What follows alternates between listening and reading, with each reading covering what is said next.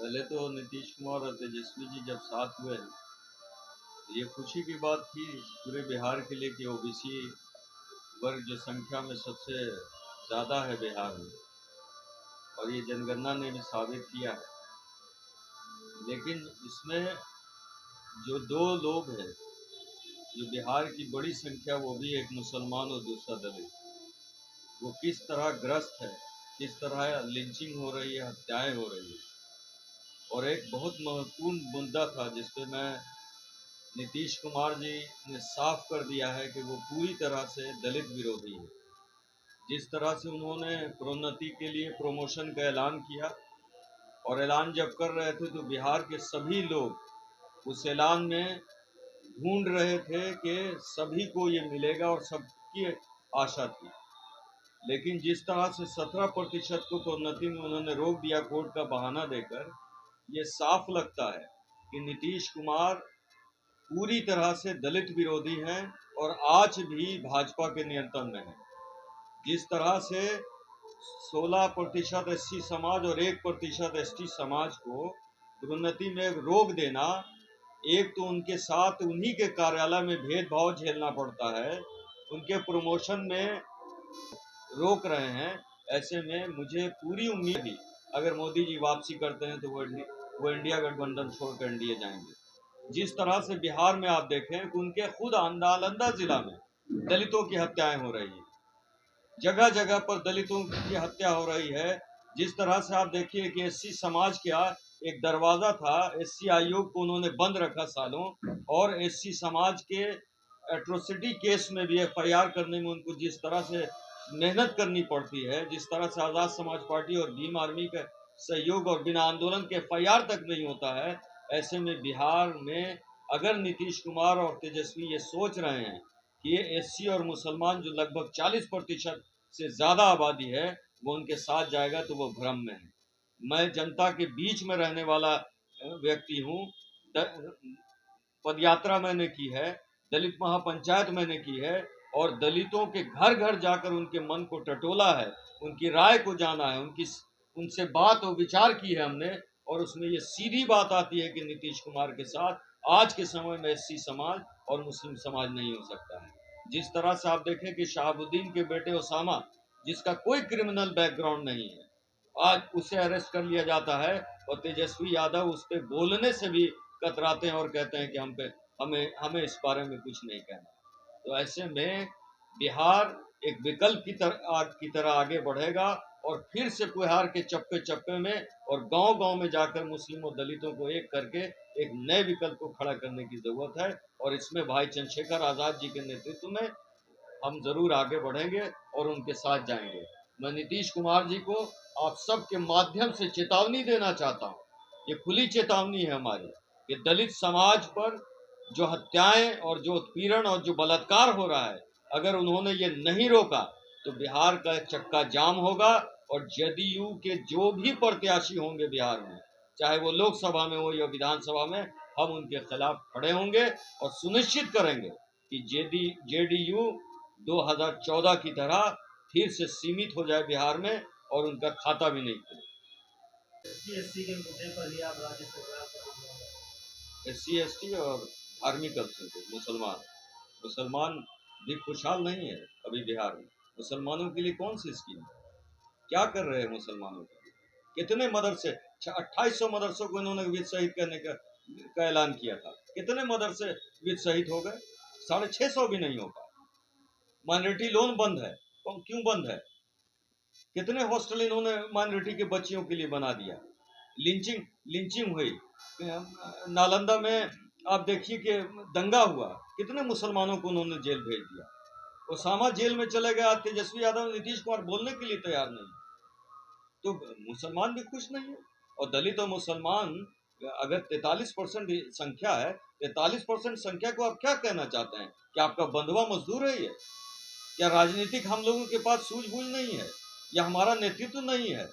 अगर ये सोच रहे हैं कि हम बंधुआ मजदूर हैं, हमारे लिए कोई दरवाजे खुले नहीं, हम सिर्फ इंडिया गठबंधन के अलावा कहीं वोट नहीं दे सकते, तो जनता विकल्प पैदा करती है। यही घमंड लालू जी में भी था, और इसी घमंड को तोड़कर नीतीश कुमार जी को यही दलित समाज और मुसलमान समाज ने खड़ा किया था। और ये बिहार फिर वही दृश्य देखने जा रहा है कि तीसरे तीसरे किसी पार्टी को यहाँ की क्या जो दलित समाज है मुस्लिम समाज खड़ा करने के लिए आजाद तैयार है। समाज पार्टी काफी नाम है 2024 और 2025 में बिहार में क्या करने जा रही है जिससे बिहार की जनता खुश हो? हमारे मैनिफेस्टो जल्द ही आप लोगों तक पहुंच जाएगा। उस मैनिफेस्टो में आप खुद भी देखेंगे इस एक तो हम सभी समाज के लिए करेंगे क्योंकि हम संविधान को मानने वाले हैं, लेकिन मुख्यतः जो शोषित समाज है, जिसे समाज को कुर्सी में बैठने से हजारों साल से रोका गया, जिसे घोड़ी पे बैठने से रोका गया, जिसे मोछ पे रखने से रोका गया, जिसे पानी सार्वजनिक तौर से पानी पीने से रोका गया, जिसको शिक्षा के अधिकार से रोका गया, उस समाज के लिए, और जिसे एक धर्म का बताकर मारा जा रहा है, उन समाज के लिए सबसे ज्यादा होगा, क्योंकि शोषित समाज को सशक्त करना ही भारत को सशक्त करना। सर आपका स्टेट किधर है? जदयू या भाजपा, इंडिया या एनडीए? देखिए हमारे लिए एक सांपनाथ है, एक नागनाथ है। भाजपा और एनडीए दोनों के कार्यकाल एक ही तरह के हैं। इसमें भाजपा जो है संविधान में बदलाव कर दलित समाज और मुस्लिम समाज के हक को छीनना चाहती है, और ये पूरा खुलेआम जेडीयू ये कर रही है। आप देखें कि हाजीपुर में बगल में हत्या होती है, मुख्यमंत्री जी या उप मुख्यमंत्री जाने के लिए तैयार नहीं होते। बलात्कार होता है बच्चियों का, बलात्कार में मेडिकल रिपोर्ट बदल दी जाती है। नालंदा में, उनके नालंदा शहर में दंगे होते हैं, वहां मुख्यमंत्री क्या करते हैं? कुछ नहीं करते हैं, हमें जाने तक नहीं दिया जाता है। ऐसे में नीतीश कुमार और तेजस्वी ये दोनों इंडिया गठबंधन तो छोड़िए, जो नीतीश कुमार जी प्रधानमंत्री का सपना देख रहे हैं, मुझे तो ये लग रहा है कि मुख्यमंत्री की 3 टांग टूट चुकी है, एक टांग पे वो बैठे पड़े हैं। आपको नहीं लगता सर कि इधर विरोध करेंगे तो इसका सीधा सीधा फायदा तो एनडीए को जाएगा? देखिए एनडीए को फायदा जाएगा या इंडिया को फायदा जाएगा। आजाद समाज पार्टी, कांशीराम और भीम आर्मी भाई चंद्रशेखर आजाद के नेतृत्व में एक ही हित में काम करती है, और वो हित हमारा समाज का हित है। क्योंकि हम सिर्फ राजनीति नहीं करते, हम राजनीति से पहले सामाजिक परिवर्तन के लोग हैं। अगर मेरे समाज के लोगों की हत्याएं होंगी, अगर मेरे समाज की बच्चियों का बलात्कार होगा, अगर मेरे समाज के लोगों की लिंचिंग होगी, अगर मेरे समाज के लोगों को दंगा में मारा जाएगा, अगर मेरे समाज के लोगों को बिहार में रोजगार नहीं मिलेगा, स्वास्थ्य का लाभ नहीं मिलेगा, शिक्षा नहीं मिलेगी, तो हमारे लिए अपना और पराया भूलकर हम समाज के लिए खड़े। आपके हिसाब से नीतीश कुमार जी क्लियर है? नीतीश कुमार जी का जो ये कार्यकाल है, ये जंगल राज नहीं, महाजंगल राज का काल है। इसमें जिस तरह से दलित समाज की हत्याएं हो रही हैं, आप ये बताएं कि 16% लोगों का क्या गुनाह है? सिर्फ इतना कि वो दलित हैं इसलिए उन्हें प्रमोशन नहीं मिलेगा। इसका मतलब यही है कि जो भेदभाव कार्यालय में हो रहा है, वही भेदभाव नीतीश कुमार के ऑफिस से भी किया जा रहा है। क्यों उन लोगों को छोड़ दिया गया 17% लोगों को? मेरा यही कहना है कि लाभ अगर प्रमोशन का मिलेगा तो सभी को मिलेगा, और नहीं तो किसी को नहीं मिलेगा। और दलित समाज के प्रमोशन के लिए अब सड़कों तक आएंगे, और मैं आपके माध्यम से ऐलान कर रहा हूं कि अगर उनको 7 दिन का समय दे रहा हूं, अगर 7 दिन में नीतीश कुमार 17% लोगों को शामिल नहीं करते हैं तो मुख्यमंत्री के घर का घेराव होगा, और उस घेराव में आर पार की लड़ाई होगी।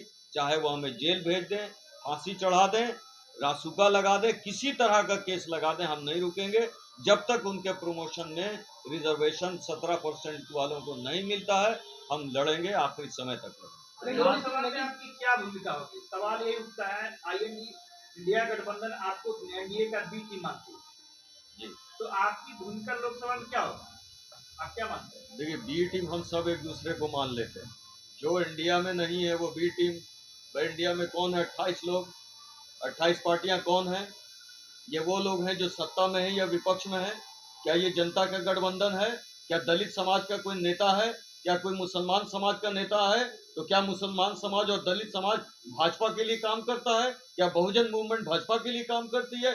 अगर ये बातें नीतीश कुमार और तेजस्वी कर रहे हैं तो दिमागी दिवालिया निकल चुका है उनका। और रही बात लोकसभा में, तो लोकसभा में आज भी मैं कह रहा हूँ, इंडिया गठबंधन को मौका देने के लिए हम सिर्फ 10 सीट पे लड़ेंगे, और 30 सीट हम इंडिया गठबंधन के लिए छोड़ रहे हैं। फिर भी ये बता रहा हूं कि जिस तरह का उनका कार्यकाल है, दलित समाज और मुसलमान समाज उनसे दूर हो रहा है। और ये इंडिया गठबंधन के लिए नीतीश कुमार जी को मेरा, आप समझिए कि ये समर्थन ही है कि मैं उनको आगाह कर रहा हूं कि अभी भी मौका अपने कदम पे अभी संभालिए। तो दो ही ध्रुव हैं, एक लोकतंत्र को बचाना, एक लोकतंत्र के दुश्मन। जी कुल मिलाकर राजनीति तो इसी ध्रुवीकरण पर चल रही है। जी तो आपको कहीं ना कहीं तो एक पक्ष में जाना, आप जहां थर्ड टर्म बनेंगे ऑटोमेटिक एनडीए को फायदा होगा, इस पर कहीं बुरा नहीं है। आपको तो स्टैंड क्लियर करना पड़ेगा नहीं, ना। मैंने कि आपने कहा कि 10 सीट हो सकता है कि 10 सीट ही मायने रखे, सरकार बनाने में एक सीट काफी होता आजाद है। समाज पार्टी 10 ही सीट पे क्यों लड़ना चाहती है? तो क्यों आप 40 इंडिया के सीट पर लिए लड़िए, इंडिया जब गठबंधन के आप आना ही है 30 तो 40 सीट सीट छोड़ना पर चाहती लड़िए, है? और नहीं तो कहीं ना कहीं एक पक्ष को लेना पड़ेगा, मैं क्योंकि कुल मैं मिलाकर राजनीति दो ध्रुव पे चल रही है, ये मानते देखिए, हैं आप? दो ध्रुव क्या है, संविधान की रक्षा हाँ। भीम आर्मी के लोगों से ज्यादा कोई नहीं कर सकते। 14 पॉइंट रोस्टर में सबसे ज्यादा, अगर पूरे भारत में किसी ने सबसे ज्यादा सड़क पे आने का काम किया तो वो नीला गमछा पहनकर भीम आर्मी के लोग थे। ऐसे में अगर संविधान की बात आएगी तो इसीलिए हमने कहा आपसे, आपने कहा कि 40 सीट पे क्यों नहीं लड़ते, अगर 10 सीट पे लड़ रहे हैं तो हम 30 सीट महागठबंधन के लिए छोड़ रहे हैं उसके बाद भी। लेकिन उनको ये बताना भी जरूरी है कि संविधान के साथ साथ हमें अपने समाज की भी सुरक्षा करनी है, और समाज की सुरक्षा करने के लिए हम 10 सीट पे लड़के इंडिया गठबंधन को ये बताना चाहते हैं। या आपके माध्यम से मैं कह रहा हूं कि नीतीश कुमार जी हमारी बात में मान जाए। नीतीश जी एक कड़ा सख्त कानून बना दें कि दंगा के विरोध में उनके एसपी और डीएम भी नापे जाएंगे। वो बता दें, बना दें कि लिंचिंग जब भी किसी की होगी तो लिंचिंग करने वालों को ही नहीं, वहां के प्रशासन पे भी सशक्त कार्रवाई की जाएगी। वो मान जाए हमारी शर्त को कि एससी और एसटी को जो प्रमोशन में उन्होंने नहीं दिया जगह वो दे देंगे, हम मान जाते हैं। फिर भी अन्य प्रदेशों की अपेक्षा तो लिंचिंग यहाँ बहुत रेयर हुई, मानते हैं। भाई एक बात बताइए कि आप ये कहें कि मेरे परिवार में हत्या सिर्फ जौहर आजाद की हुई, बाकी लोग बच गए, ये ठीक है? तो मैं, ये ठीक नहीं है। किसी की भी मौत, अगर लिंचिंग, हम किसी प्रदेश से नहीं, हम बिहार वासी हैं। बिहार शांति का संदेश पूरे विश्व को देने वाला है। यहाँ एक क्या, अगर किसी पर खरोच भी आती है तो हमारे बिहार का सर झुकता है। ऐसे में हम नीतीश कुमार जी को आगाह कर रहे हैं आपके माध्यम बिहार से। सरकार ने जातीय गणना कराई है, क्या आप इससे संतुष्ट हैं? जातीय जनगणना का जब उन्होंने ऐलान किया था तो मैं व्यक्तिगत तौर पर, हमारे राष्ट्रीय अध्यक्ष भाई चंद्रशेखर आजाद जी, दोनों व्यक्तिगत तौर पर उनके आवास पे जाकर हमने उसको बधाई दी। लेकिन बधाई तब और ज्यादा होती, मैं मिठाई बांटता हूँ उनकी तरफ से, जब एससी समाज को उन्होंने रिजर्वेशन, जब इसमें प्रमोशन में बंद कर दिया, एससी समाज और एसटी समाज को प्रमोशन नहीं दिया, तो ये जनगणना से लाभ दे रहे हैं या नुकसान कर रहे हैं, या आप पत्रकार बंधु खुद सोच सकते ये मामला सुप्रीम कोर्ट में है, तो उन्होंने तो 17% जो है 16+1 जो है जी। एससी का 16% जो एसटी का है, उसको तो ऑलरेडी उन्होंने रोक दिया है। आपका हिस्सा जो तो किसी और को नहीं दे रहा है। नहीं, रोका तो सबका है, 3 साल से तो सबका रुका हुआ था ना। हाँ, सुप्रीम कोर्ट में था ना। यही सुप्रीम कोर्ट में था, आज भी सुप्रीम कोर्ट में है। तो मैं यही तो कह रहा हूँ कि सभी को दे दीजिए ना। जब सुप्रीम कोर्ट का फैसला आएगा तो समझा जाएगा, उसी मुताबिक किया जाएगा। जब सुप्रीम कोर्ट का फैसला 17 पे नहीं आया तो बाकी पे कैसे आ गया, बाकी 83 पे कैसे आ गया? 83 पे भी नहीं आया, तो ये तो जबरदस्ती कर रहे हैं नीतीश कुमार, और इसको बर्दाश्त नहीं किया जाएगा किसी भी हालत में। बिहार की राजनीति में आपका क्या अगला स्टेप रहेगा? देखिए 2024 और 2025 का चुनाव बहुत नजदीकी आने वाला है। माननीय अध्यक्ष महोदय ने पहले ही स्पष्ट कर दिया कि हम लोग 10 सीटों पे लड़ रहे हैं, और 10 सीटों पे लड़ रहे हैं मतलब लड़ रहे हैं। अब महागठबंधन को ये देखनी, बिहार की जेडीयू और आरजेडी को देखनी है कि क्या वो बीजेपी को रोकने के लिए क्या कर सकती है। यही हमारे अध्यक्ष जी का इशारा, हमारी पार्टी का यही रणनीति। चलिए बहुत हो गया, ज़्यादा बोलना ठीक है, मत नहीं